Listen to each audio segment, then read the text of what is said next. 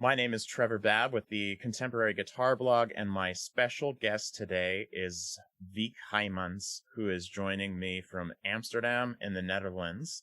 And Wiek is one of the premier electric guitar freelance performers in Europe who has commissioned so much great music and premiered so much great music and is really just a force to be reckoned with in Europe on the electric guitar and the new music scene. Wiek, thank you so much for joining me today. My pleasure. And we are here to talk about Wiek's recent project, the Psalms Electrified, where Wiek has composed 150 original solo electric guitar pieces, each inspired by one of the Psalms in the book of Psalms from the Old Testament and Hebrew Bible. Wiek, before we get into talking about the Psalms Electrified, I would just really like to hear a little bit about your background as a guitarist and a composer. I think that for many of us who have studied classical guitar in conservatory, your background is quite different from someone like me. And so I would love to hear a little bit about how you got into guitar, how you managed to get into the whole new music scene, and also about your history as a composer. I think primarily you're more of a performer, but you certainly do write as well. And so if you could just give us a little brief history of your life in the guitar, that would be amazing.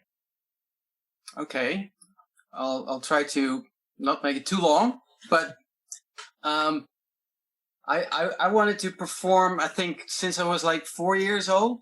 And I started like drumming on pots and pans and stuff like that. And as soon as I was allowed to, I got like classical percussion lessons.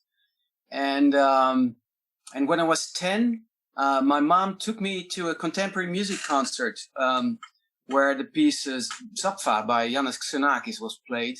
And that's what ignited my interest in contemporary composed music. I grew up in a quite boring provincial town in the southwest of Holland. But there was one very exciting event every year, and that was the New Music Festival, which drew audience, specialized audience from all over the country and even abroad. So I got to see Morten Feldman there. I got to hang around Xenakis, Per Nørgaard, a whole bunch of these, Luca Francesconi. Heard a lot of improv music, also like free improv stuff. And we had a really hot scene in Amsterdam around contemporary improvisation. And that also drew my attention. At the same time, my sister brought some records of the Beatles home, and I heard the sound of the electric guitar, and it started to attract me more and more. So while I was doing percussion and playing even like triangle and marimba in the youth symphony orchestra, I also started my own rock band. First trying to imitate the Beatles, but then very soon starting to make my own songs. And I was doing lots of improv stuff, and I had classical guitar lessons from age 12, I believe, 13 or something. And then when I was 15 or 16, I had to travel like an hour and a half to a guy, which is for Dutch standards very long, an hour and a half travel, to a guy who was teaching electric guitar. And when I was 17, I was admitted to the conservatory in Amsterdam, which was actually called the improvisation department. But I took classical guitar as a second subject and analysis of 20th century composed music as a second subject. And after a couple of weeks of the classical guitar playing, I asked my classical teacher, like, can I bring the electric to this lesson and play that classical rap on the electric, because that's my instrument. And he was cool with that. So I was lucky, I guess. And after conservatory, I started, playing jazz, and so of course some more rock-oriented stuff, but also made my own version of the Tierkreis of Stockhausen, and did some chamber work, and then got to play a lot of concerts from age 20, 24, and then I thought, I need to specialize in this contemporary solo repertoire, because I knew that I wanted to integrate the electric guitar into classical music already. I think I put it in my biography when I was 17, that was my aim, but I never really got to do it. And I just had all these gigs and stuff. It was great, but I didn't really get to sit down and really work on a solo recital. So, and then I saw David Starobin play one day in Amsterdam, and I just went up to him because I thought, this is not a guitarist, this is a musician. It's like, that was really like a big moment for me to see him play the music. Also old music, by the way, Giuliani and stuff. Right, yeah, he's played tons of that too. Yeah. And so he admitted me being the first electric guitarist of Manhattan School of Music's classical guitar department. And so I had a year of solely working on that contemporary electric repertoire. That's what was really the kickoff of my specialization. And then, I played a whole lot and many solo performances and with orchestras and chamber stuff. So that's it, I guess. Yeah, great. Yeah. So let's talk about the inspiration for the Psalms Electrified project. What is it about these texts that inspired you to write all of this music? And just talk a little bit about kind of how you conceived of this project and, the timeline of it. And it's a lot of music. And so it would be amazing to hear about that. Actually, I could just continue the story from where I just left off, because the first 10 years after coming back from New York, like that's so 1997, 2008, were very, very busy. And in 2008 was so busy that I felt I needed a 3-month break.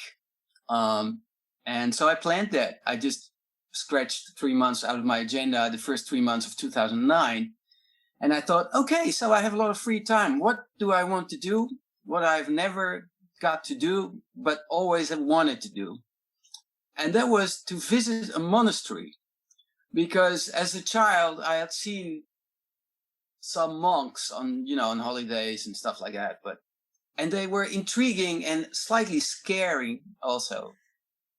But I thought, I just want to know what's their life like? What's their rhythm like?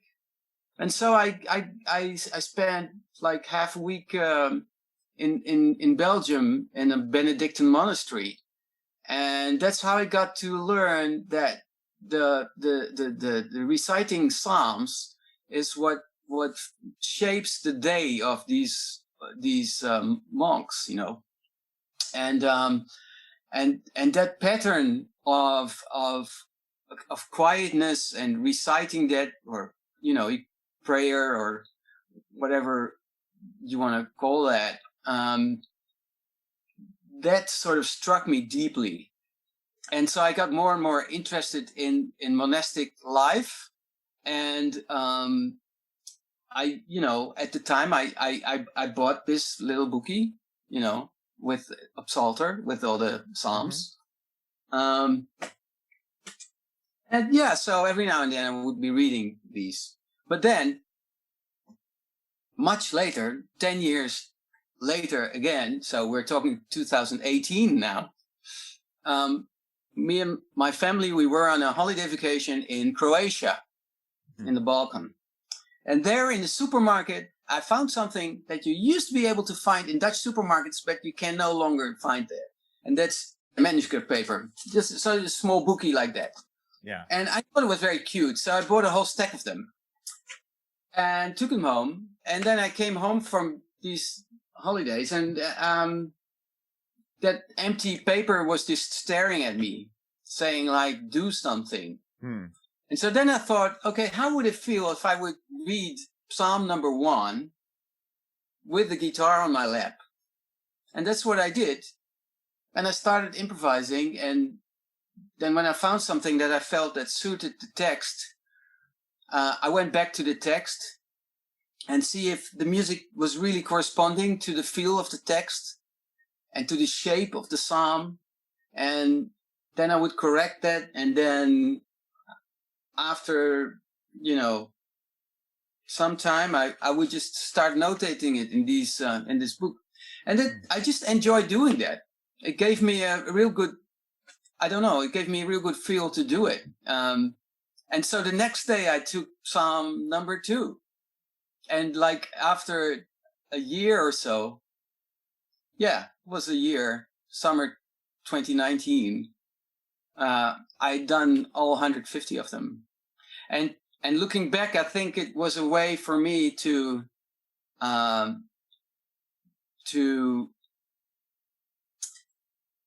make something that reflects my vision of the instrument after all these years of performing all that music, hearing all that music. I think I've built a relation to the instrument. I look at it in a certain way. I listen to it in a certain way. Basically, I listen to it as a huge orchestra with an enormous amount of possibilities. So that's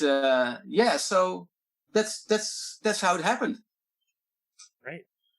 So how much have you ever like timed how much music all 150 of these pieces actually take up? Well, it's only an estimation. Mm-hmm. But I think it's about 6 hours. Wow. Yeah. Yeah, so you could see it as a 1 6-hour piece. Wow. Yeah. In 100 movements. Is that's almost as long as Morton Feldman's second string quartet, right? I thought that was 5.5. Yeah, it's I about there. I didn't mean to up that, by the way. I didn't mean any. Actually, I honestly didn't mean anything with doing this. Mm-hmm. This was just for my pleasure. Yeah, it was a personal project kind of thing. It is. These are somewhat guitar meditations, you could say. Yeah. But then once they were there, I felt like, okay, so maybe it's also interesting to see if this is any use to anybody else, if it makes sense to other people. Right. So is this kind of your first real project as a composer, or have you, written pieces for the guitar or other instruments before, you picked up this project? Yeah. Well, it started with that band when I was a teenager. Sure, yeah. But then I was really inspired by minimal music, and when I was 18, I started an ensemble, which ended up being like a 15-piece ensemble, like 3 electric guitars, 3 marimbas, 3 keyboards, and 3 recorders. Really weird instrumentation. Oh yeah. And the first piece was a 45-minute minimal piece that I wrote for that. And at the time I was also writing music for some of my jazz ensembles. And later on, I actually did quite a bit of theater music. So music for theater and also music for dance. Mm-hmm. And I did some solo stuff also in the late 90s, or in the late 90s. Did some small orchestra stuff and some chamber music over the years. So yeah, mostly I would say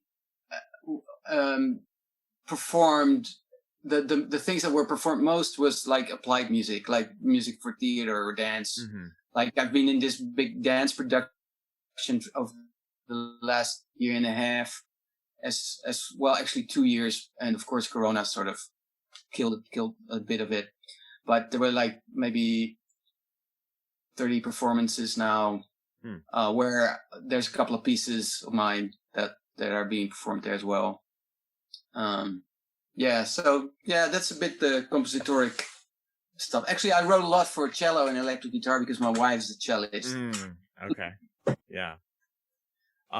So we've talked about these pieces before, and you've used these for teaching purposes as well. You said you've had students of your own who have picked up some of these pieces, and so there's definitely some kind of pedagogical teaching intent with these, or at least it evolved into that. So talk a little bit about that and how you're using these pieces with students. Yeah. Well, I realized talking to people about this project that there's actually a gap in the electric guitar repertoire. There's a gap between like purely technique studies on the one hand and the larger performance pieces on the other hand. So I like to look at these pieces as small performance pieces. And of course, they all have their technical challenges. Well, this really nice thing that I haven't told you yet either is the guy who teaches electric guitar to the classical department students of the Amsterdam Conservatory.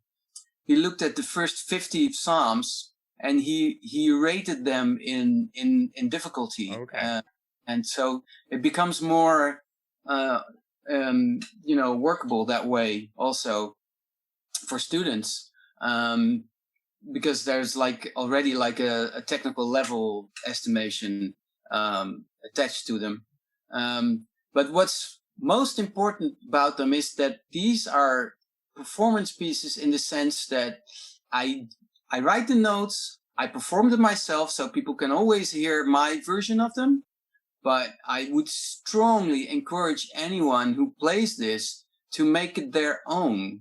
And I would always say, like, okay, but if you find it difficult to just by the score making it your own, you are absolutely free to look at the psalm text to see, like, in what direction you want to use the salt and pepper of your effect machines or your playing techniques, or or the way you want to approach the music.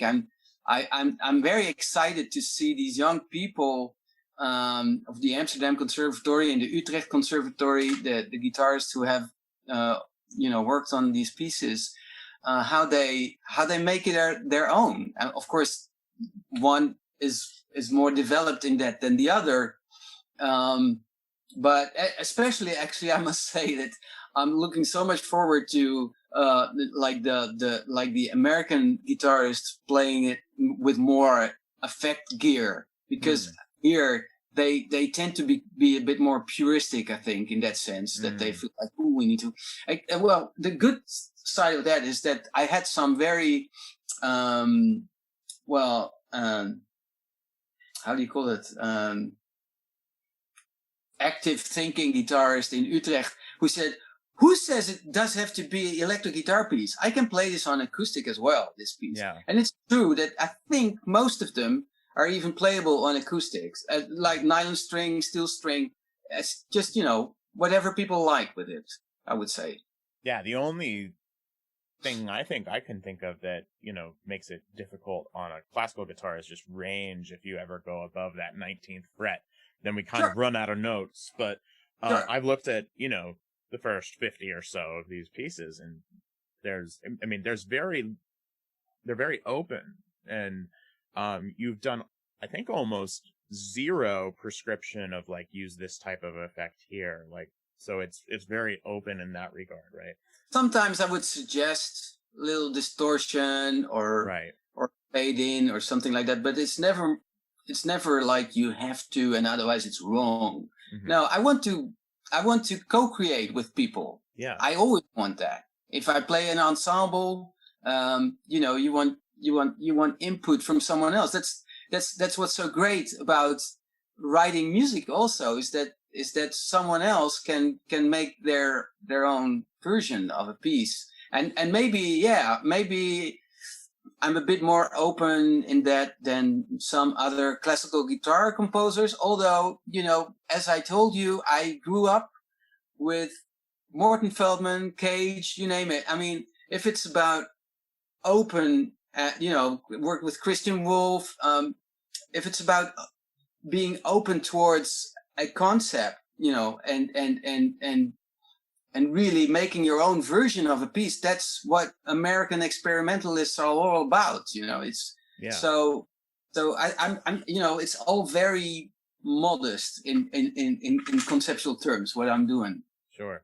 It's great to have seen that gap in the repertoire. I mean, our repertoire is only about 60 years old in terms of contemporary classical music composed for the electric guitar. And the only pieces I can really think of in the same vein that kind of do what these pieces do are the John Zorn Book of Heads. Sure. Which I think there's a lot of parallel there with, interpretation and creativity on a very kind of loose score. And so it's great that we have more pieces like that can really foster creativity in a budding guitarist who, this whole tradition of electric guitar and composed music is just so new and elastic, and it's great to see that repertoire developing in a way where we can really use pieces to train people to be more effective as soloists and as ensemble players as well. Talk a little bit, this is a little off script, I think, but talk a little bit about your experience as an electric guitar soloist and what kinds of venues that has brought you to. I mean, the typical Western concert hall is really not built for amplified instruments. And I know that I have played in some very unexpected locations, as I'm sure you have too. What does the world of a electric guitar concert soloist look like in your experience, and the types of venues you've played, the types of events that you've played at? Like, we are not really, running in the same circles as concert pianists and violinists and even classical guitarists. So, could you just talk a little bit about that? Yeah. Well, I partly agree with you.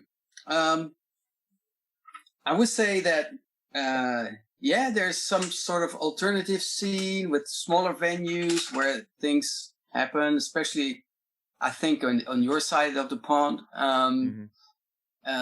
Here, I think it's fair to say that already from the beginning, we have somewhat been able to penetrate the general classical infrastructure.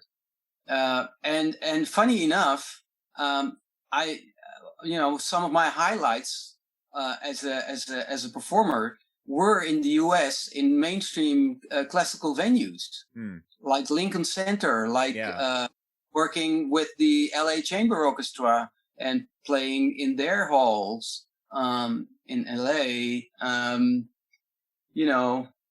So, and the same for venues in China and in Russia and in various European countries.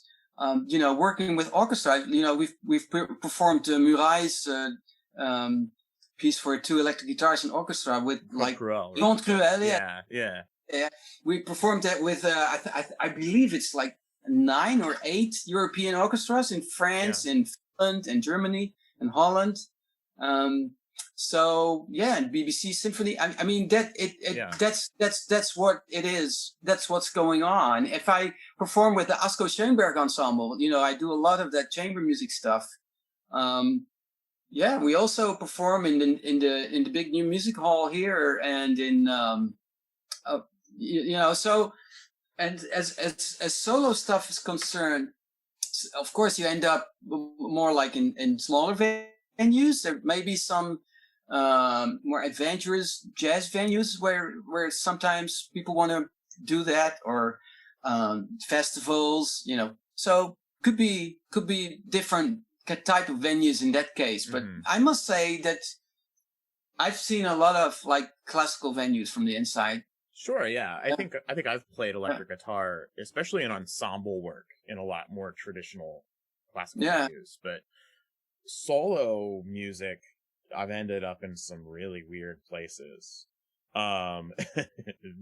Used bookstores and warehouses and museum galleries and black box theaters, like all over the place kind of stuff. Even, Yeah. you know, there are a few of these kind of small DIY venues in New York that a lot of us have played around in, where the green room is just the venue owner's bedroom. Yeah. And so, you know, those are definitely kind of non-traditional spaces that these have, you know, that we have to kind of work in, just because, you know, there isn't a huge like infrastructure in the industry for the touring solo electric guitarist, right? No, no. It's not, like I said, it's not like the classical pianist or violinist who's, you know, playing the big halls. Those big halls, you know, to bring like a, you know, deluxe reverb into those halls, it's just too much for that acoustic in a lot of ways.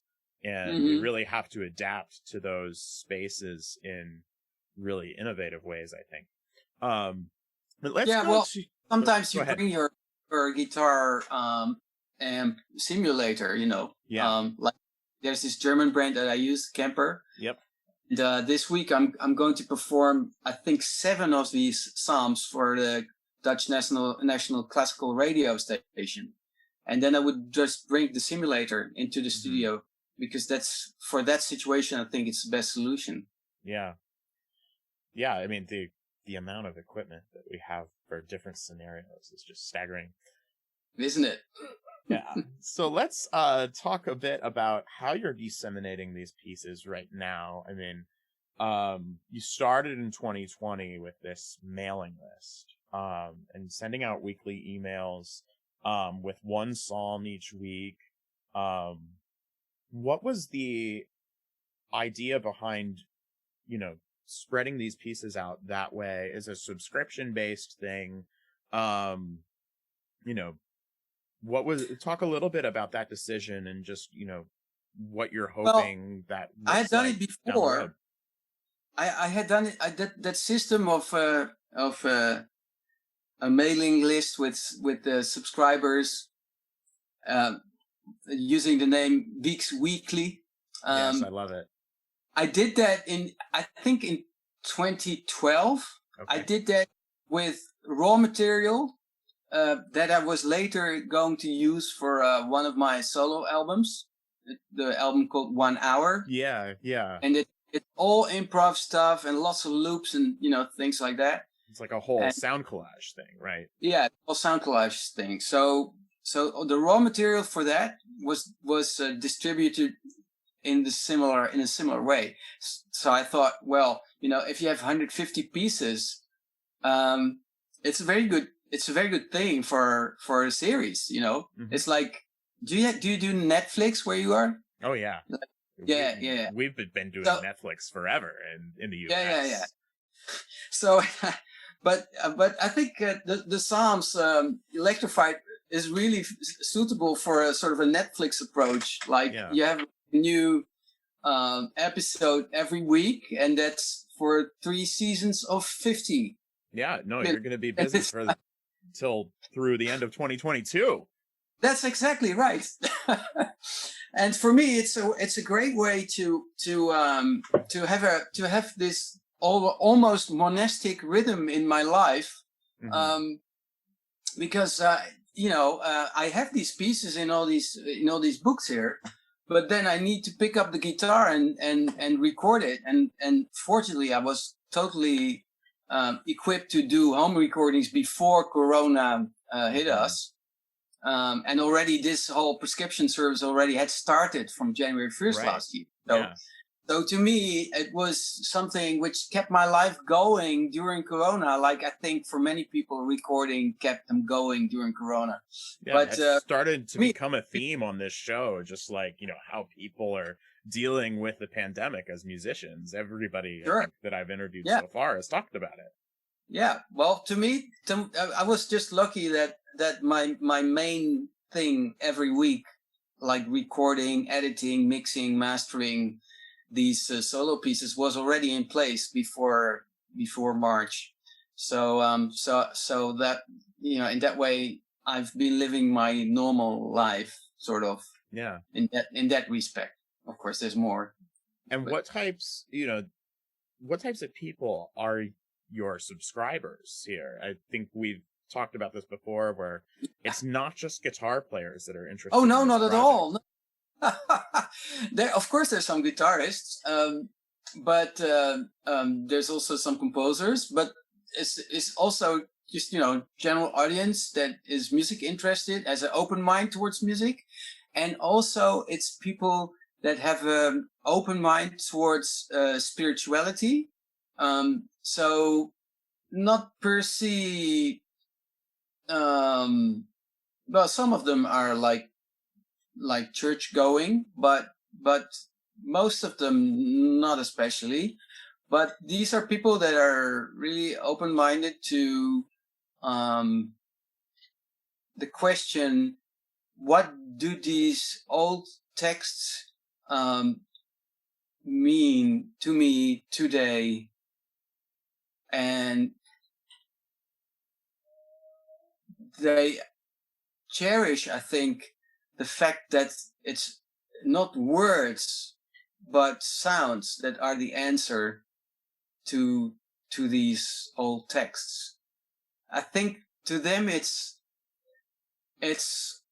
a mixture of being interested in contemporary art and contemporary music, Mm-hmm. and finding a contemplative moment in your week during your week. I think that's for the average subscriber. if there's something like that, that would be the mix. It would be the mix of being interested in what Wiek does with the guitar, in terms of and in the context of a contemplative moment. Yeah. So, the Psalms are certainly texts that have like a wide range of different moods, and there are some things that are very praise oriented. There are some things that are much more lamenting and confessional, and all across the board of different ranges of emotion. Certainly that, can you talk a little bit about kind of how different moods and the like have infiltrated the music, and how that has affected your compositional work here? Yeah. Well, I think, I've already told you that I've done a lot of like music for theater and dance and stuff, and Mm-hmm. and I think I flourish as a composer, reacting to something which is already there, Mm-hmm. more than just to an empty paper with nothing. I mean, Yeah. but that's a personal thing. It's how my creative process works, I would say, and I find many layers in these texts. Like there's a layer which is emotional, which is okay. Now the person who's talking is very angry with his creator. When is the day that I will finally be able to believe again? I praise the day that meaning I don't believe there is anything else than just you and me. I mean, that's so this kind of anger, this kind of doubt, this kind of also violent thoughts, Absolutely. really violent thoughts. There's absolutely no taboo on violent images. First, I didn't know what to do with that. Because we, if you think like, oh, we all need to be really peaceful and loving and blah, blah, I mean, yeah, we do. And enjoying reading a violent psalm doesn't say that you need to be violent yourself. It's more, it's more that you live through that emotion. Mm-hmm. Sometimes I compare it to seeing a really violent war movie or another like sci-fi movie, or and after you've seen it, that you feel that there's a certain cleansing procedure that you've been through, sort of a process. And that is the function, or sometimes also, of a psalm. So there's that layer, and then of course there's the fun and the joy and the praise kind of stuff. And it's all about guitar playing, or harp playing, and there's a lot of references to plucking strings in the psalms. Sure, yeah. So there's a lot of that. But then there's also the dramaturgical shape. Like, for example, the speaker is speaking about God, and then suddenly halfway the psalm, the speaker starts to speak towards God. And it's also those kind of structural things that help me shape a composition. So there's these different layers, different angles. Yeah.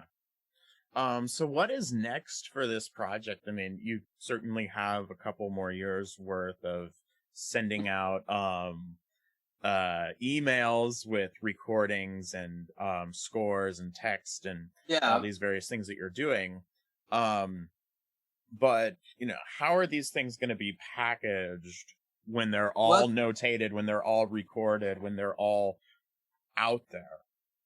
Yeah.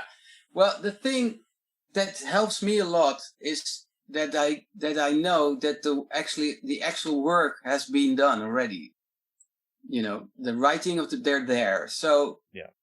So I'm just curious what it means to other people. And just to give you an example, we have two main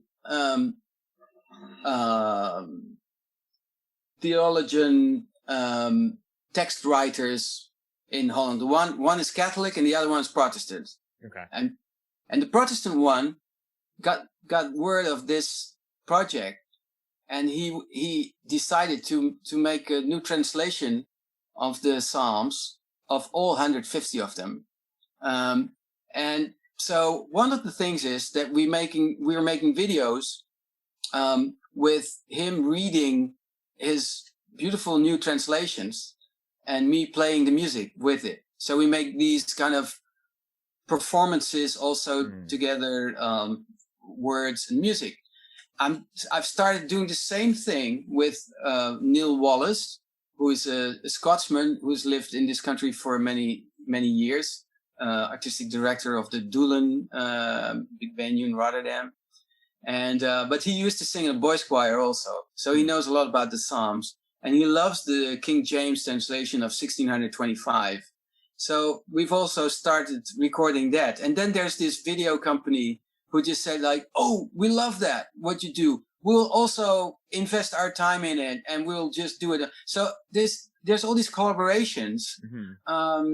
Then, like I told you, there's going to be a first album of 20, a selection of 20 from the first 50 Psalms for like scores. So for you all, you guitarists, to read. And to make your own versions. And I think that's going to be out maybe after the summer. So that's going to be published then. And as far as CDs or vinyl records or other stuff is concerned, I think it's going to be there, but I'm patient. There's this subscription service, so people who want to hear what I've recorded, they can just subscribe to the service. And so how would someone who's watching this video and wants to get in on that get on the list? Yeah. Well, I've not become that international yet, so you will have to write to a Dutch email address. Okay. And also, if you know my name, you can look me up on Facebook, send me PM, and I'll definitely get it to you. Like you've had it now for a year, Trevor. Yeah. So it must be possible to get it to some of your fellow. It's possible. Yeah. We live in the future. Yeah. So let's also just talk a bit about like how you envision these pieces being presented in a concert program. Like, do you see them potentially being a 6-hour long marathon concert? obviously we don't have many opportunities to present concerts right now because of what's going on in our world. But, certainly these could be presented in a variety of different ways. Let's talk a little bit about some of the ways that you have hoped to see maybe you or someone else present these pieces in a concert program. Yeah. Well, there's one very simple way, and that's the, like I was telling you, Radio 4 asked me to perform for around 20 minutes. Mm-hmm. And so I just took a collection of these pieces, like 7 of them in the end, that altogether are 20 minutes. And I just make a decision based on the musical content, purely that. Then, for example, Musica Sacra, which is a festival about sacred music, asked me to come up with a theme, and then make a collection of psalms around a theme. So that's also, for example, despair, or love, or you could just, and then you take a bunch of these pieces that come with these psalms about that theme. So there's various ways. I have done it also in a liturgical way, like as part of a service. Okay. Like there's this answer psalm after the second reading or after the first reading. It depends a bit on what kind of church you are. Sure. But that's cool. But I'm fine inside, outside church. I mean, it's like, to me, it's not, I'm open. Great to hear about, all the different ways that these can have a life in our world. And we look forward to hearing more of them. And thank you so much for coming on and talking about this project. It's a very exciting thing you're doing. My pleasure, Trevor. And he shall be like a tree planted by the waterside that will bring forth his fruit in due season. His leaf also shall not wither, and look, whatsoever he doeth, it shall prosper. As for the ungodly, it is not so with them, but they are like the chaff which the wind scattereth away from the face of the earth. Therefore the ungodly shall not be able to stand in the judgment, neither the sinners in the congregation of the righteous.